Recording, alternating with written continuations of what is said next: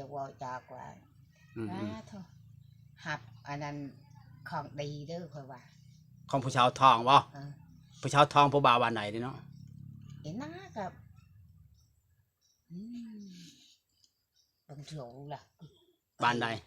บะโกฮันเด้บ้านใดบะโกทหารฮันเด้เป็นทหารบ่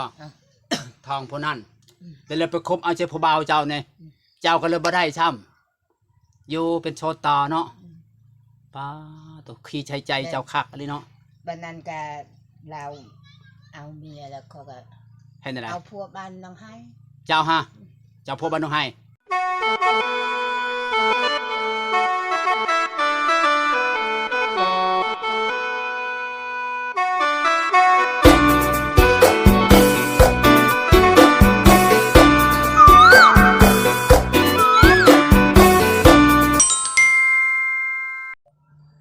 สบายดีไหมยายสบายดีเฮ็ดกินยังไหมยายแกงเขียดแกงเขียดพ่นไหมยายเฮ็ดกินแกงเขียดยำแรงเนาะเขียดหาเองบ่ชื่อเอ้าเจ้าปกติเจ้าไปหาอยู่หากินได้แต่ว่าอันช็อกเขาเฮ็ดได้จะเข้าได้เขาเยื่องบ่อะไรบ่าโอ้น้ำบอกเป็นปอมปลาเกี่ยวช่วงกระดาวเนี่ยพะครับบ่เคยไปเฮาเนี่ยชื่อกินเนาะคนนึกว่าหาขุดหาหยังไม่ได้หาขุดบ่จ้ะชื่อเชนอันชอบตานะเดี๋ยวมันตู้มาคอยจะพาว่าไปจะวางขึ้นน้ำจะคลองแล้วแน่จะมันอันนี้แหละได้กินแล้วได้กินเห็นนะไปใช้กับไปนำกันตัวนึงรถเหยียบจ้ะตะเบินไม่ได้ไปเขาไม่ได้ไปคอยมอแต่ไปหาถ่ายคลิปถ่ายคอนเทนต์เป็นได้สบายดีเจ้าชาวว่ามือไข่ฮะเพราะว่าเป็นห่วงว่าไม่น้อยชาวเลยบอกมือไข่เพิ่นบ่ได้ไปเยี่ยมเพิ่นว่าเพิ่นยังบ่อยู่ว่าอีก2 ชั่วโมงเพิ่นจะมาเยี่ยมเพิ่นเจ้าได้เพิ่นว่าสิมาหากินก้อยกุ้งก้อยปลาเพิ่นว่าเพิ่นบอกไปฉันได้เพิ่นว่าโอ้ยแม่น้อยนี่เฮ็ดจังไดเด้แม่น้อยเพิ่นว่ามีแต่ว่าตัดปุดเพิ่นว่าได้บ่ได้เขาบ่อยากได้ผัวบ่ได้เขาบ่อยากได้ผัวว่ะโอ้ว่ายอมไม่ยายน้อยนำว่าอยากได้4 ห่าง5 ห่างเอามาติไสเพิ่นว่าเฮาแล้วยังบ่เคยเห็นแต่เกิดโพดโพดอกบ่แล้วว่ะจะเว้าอีหลีบ่จะเว้าเล่นแล้วบ่อยากแล้วแล้วบ่อีหลีว่าเล่นไหนว่ายากแล้วแต่ความจริงแล้วปานนั้นแล้วเนาะว่ายากแล้วแบบว่าเครียดตะกี้เราบ่เอาบ่จะหายแล้วเนาะว่าง่ายๆเนาะป่ะเฮ็ดเชลาวอย่าเฮ็ดเจลาวตะกี้ว่าเป็นบ่าวเป็นสาวเนาะแม่นบ่ตอนมักไปเราไปเอาผู้อื่นบ่ตะกี้เราจีบเจ้าแม่นบ่จีบเจ้าเป็นคนแรกละว่าตวินฮะจีบเจ้าแล้วเป็นจังไดขึ้นเงินข่าวว่าเจ้าใหม่แล้วบ่เจ้าใหม่แล้วยังบ่ทันอันนั้นใช่บ่ยังบ่ทันแปลงยังบ่ทันแปลงบ่ทันแล้วเราไปโชว์แม่บางน้อยนี่เราบ่ได้ไปโชว์ได้แล้วว่าผู้สาวเมื่อนำลาวได้เอาไปแต่เช้าไปแต่กลางคืนตื่นมาเช้ากับพอดีเราเมื่อบ้านนี่กับพอดีอีเธอทันเมื่อนำเราไปโชว์แล้วผู้สาวเมื่อนำตอนเช้าบ่คือเราว่าไปบุญได้เราว่าไปบุญแล้วผู้สาวเมื่อนำไปบุญกับไปนำกันนี่เมื่อพร้อมตะคอยนี่อ้าวแต่ก็ไปนำผู้ใหญ่ได้ตะคอยโดยมาได้ไปเจ้าก็เคยไปบุญกับเราอยู่บ่ไปตะคอยอยู่นำผู้ใหญ่ไม่ได้ไปใช้ได้แต่ไปบุญอยู่นำผู้ใหญ่อยู่เด็กน้อยตะกี้เนาะเด็กน้อยชัดเชื่อเนาะมันก็คือเด็กน้อยเดี๋ยวนี้ได้มันมีคนเฒ่าเข้าไปตะกี้ไปผู้ใหญ่บ่ไปแล้วบ่ห้ามไปแล้วเห็นอะไรบ้านนั้นแล้วเพิ่นเมื่อเอาผู้สาวเมื่อนำจิบเจ้ายังอยู่ในบุญป๋อสร้างเห็ดเนาะแล้วบ่ทันแปลงแล้วเฮ็ดได้บัดนั้นเพิ่นก็เอาเมียแล้วเฮ็ดได้บัดนั้นแม่พ่อแม่แล้วไปแปลงน้ำลังแล้วเอาเมียปะเจ้าบัดนี้ป๋อตัวคักนี่พังเว้านี่เนาะคักอะลีพังเว้านี่พังเว้านี่เจ้าหันไม้เราแล้วแต่เราหันไปสู่เมียไปสู่ผู้สาวโอ้แล้วใจดำเลยเนาะจะบ่ให้ว่าจะบ่ให้ว่ะ ยันว่าคิดฮอดผู้บ่าวเสียใจ โอ้ย ยันว่าน้ำตาไหล แล้วเอาแล้วก็เอาแล้วไปชาวไปจ้ะ เจ้าก็คิดแล้วคิดเองแล้วเนาะคือว่าเป็นจังซี่เด้เห็นเนาะ ไม่ได้กึดนะ เฉยๆเลยว่ะ ต่อเลย ป้าเจ้าก็จังใจแบบใจตั้งใจดีเลยเนาะ คือตัวกึดนี่แหละได้อะไรกึดช่างอะไรบางทีช่างอะไรไปแต่ไปก็เกลียดดัง ฟังเว้าลาวไหมเขาบ่ฮู้ไปซะแล้วจัง เขาว่า ได้ยินข่าวเขาว่าบุญมาไปโชว์เมียใช่ป่ะ คอยไปทำอีเทิดนี่แหละแมวน้อยนี่ อ้าวไปทำอยู่ไส ไปทำนะเฮือนท่าแล้วว่าของพัดนัดกันว่าไปชิโน นัดกับไผ กับคอยหัน ผู้บ่าวพะนะ บ่ ชาวเทิดฮะ ดาวหั่นไปบ่ พังเว้าในจุมเจ้าเนี่ยเป็นโมกันเป็นเชียวกันบ่ชาวเทิดฮะ เออ เชื่อว่าเชียวหักหลังเชียว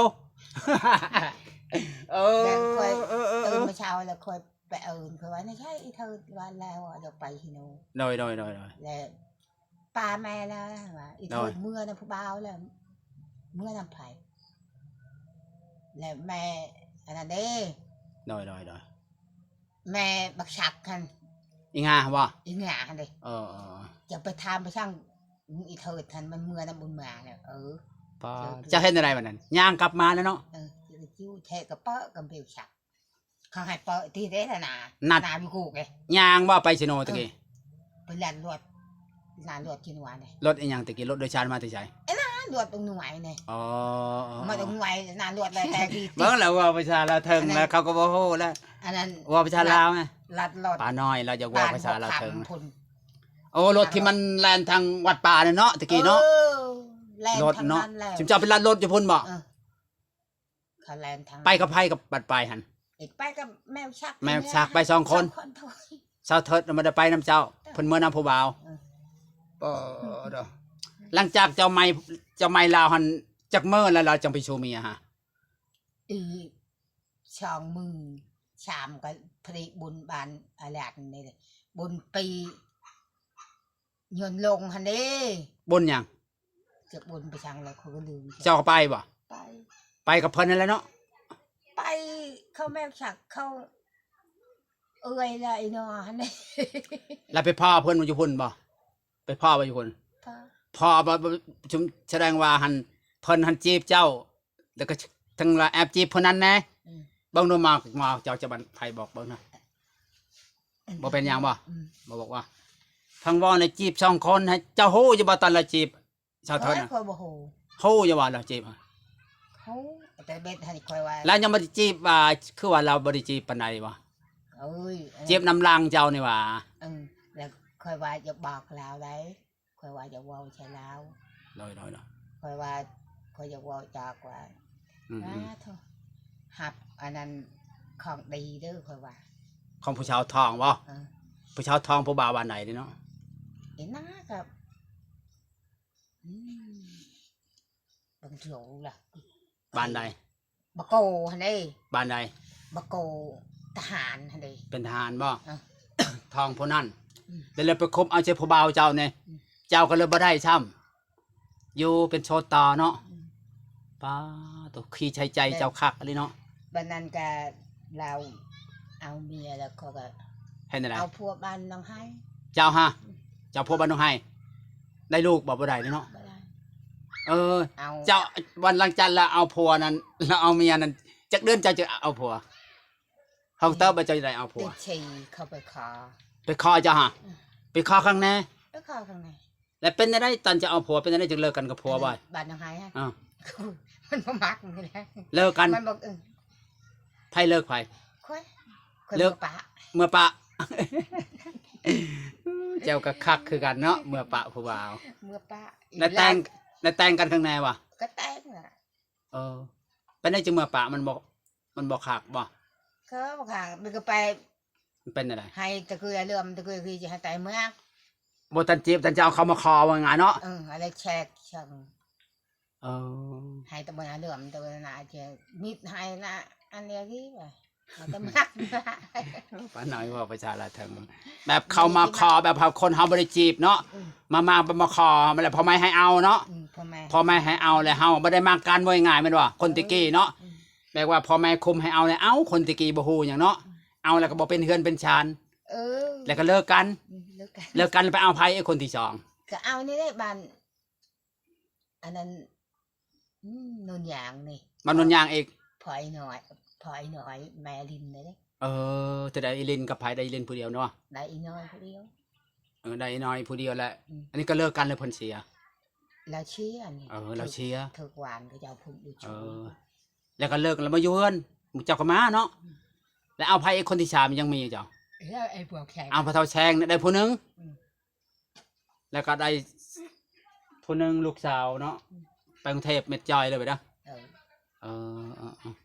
ไม่เปิด แล้วนี่ก็อยู่โชว์โทชเมอร์วะเนี่ย อืม สิกลับเอาบามุนมาอีก กลับเอาคุณลุงมาอีกเอ้า และเอาไอ้เธอทันเราแนวทางตะกี้นู้น เป็นอะไร ไปนี่ ลอย เขามาแต่บ้านยังน้อยฮันคอยลงไปขุดนาพานานเลยนี่แล้วเอิญได้เฉยครับ ใครเอิญ แล้ว เอิญเห็นเจ้าแล้วเอิญ อืม แล้วยังกับเมียป่ะ แล้วเอิญ เอิญไปได้ คอยบเลียวเบิ่งหน้าหัว อ่า บัดนี้เถิดเอิญคอยว่าไปชากไม่เถิด อ่า อยากตายบ่คอยว่า อ่า อีเถิดกะหัว เอาเมื่อเนี่ยวมานแต่เหือนนุเมื่อแล้วก็ทางมาเว้าแล้ว แล้วว่าเราก็ฮู้จะได้แล้วว่าเราก็ฮู้จะว่าเอาหันเฮาเอาผิดแล้วเราว่าเฮาเห็น เอา ว่า บักหน่อยหันนำมาไปก่อนบ่มา เราว่าเฮาเห็นอยู่ทองเราใหญ่เราว่านึกว่าเรากินอิ่มแล้วว่า คนตะกี้บ่ฮู้ว่าผู้ชาวทองเราว่านึกว่าผู้ชาวกินอิ่มแล้วว่าทองใหญ่พ้นสุดท้ายบัดอยู่นำลาวประมาณเดือน1 2 เดือนคลอดลูกแล้วว่าผู้จักว่าผู้ชาวทองบ่ได้แล้วว่าลูกเราบ่แม่นได้ชื่อบางน้อยแล้วว่าชื่อบักปนแล้วว่า แล้วมือชื่อลูกเราอะเป็นเนี่ยแล้วเฮาถามมาเป็นเนี่ยจังใช้ชื่อบักปนบ่พ่อใหญ่อ้าวลูกปนเนี่ยบ่แม่นลูกเฮาได้บางน้อยแล้วว่า ลูกเฮาบ่แม่นลูกเฮาแท้ๆแล้วว่าเพิ่นนั่นมานเพิ่นทองมาแต่ผู้บ่าวคนอื่น และเพิ่นมาคบเอาเฮาเพิ่นว่าเราเว้าสิได้เฮาก็เอาอลีติเจ้าก็ยังเอาแล้วว่าเฮาบ่ฮู้แล้ว เฮาก็บ่ได้มักแล้วเว้าสิแล้วว่า ผู้ชาวเมือน้ำแล้วเว้าฮะที่เฮามักอลีมักหันปลาน้อยแล้วเว้ามักเจ้าพี่นี่แล้วเว้าฮะหักผู้ชาวผู้นั้นน่ะเป็นเมื่อน้ำข่อยบัดนี้ข่อยเลยปฏิเสธบ่ได้ข่อยเลยเอาซะแล้วว่าข่อยก็กินฮอดอยู่แม่น้อยข่อยก็บ่ แม่เราไปแปลงแล้ว ไปแปลงเจ้าบ่ตอนเจะใหม่เนาะ ก็พอละ เงินไรไม่ได้แปลงตะกี้ฮะ อี บ่หลายเนาะตะกี้เนาะ ตะกี้บ่หลาย2-3แสน 2-3 แสนโมตัวหนึง อืม